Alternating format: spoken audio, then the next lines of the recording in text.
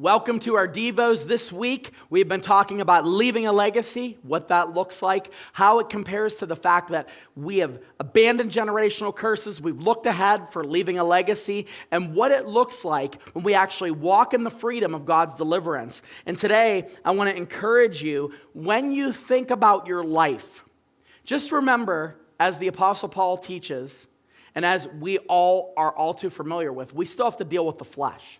So when it comes to dealing with the flesh, and when it comes to knowing that we have some of these patterns to repent of, that we have some of these family systems to recognize, we must put up some guardrails. We have to put up some spiritual guardrails. That means that there's areas of our lives that we have to walk so closely with God on because of the damage that we've sustained through those generational curses, and maybe through some generational consequences. Now, of course, we should walk closely with God in every area, but what I mean by that is the area where you require, or I should say, the area that you have the highest potential for dysfunction should be the area where you walk in the closest level of devotion.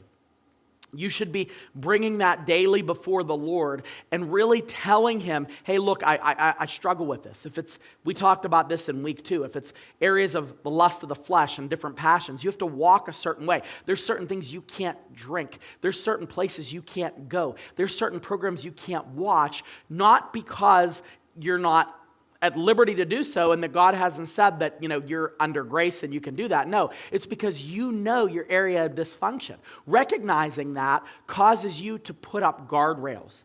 In 1 Peter chapter 1, verse 14, he says, as obedient children, do not be conformed to the passions of your former ignorance. So what is he saying? He's saying, as a child who is walking with God, remember, you have the opportunity still to give into the flesh. You are not under bondage, but we continually, habitually put ourselves under bondage.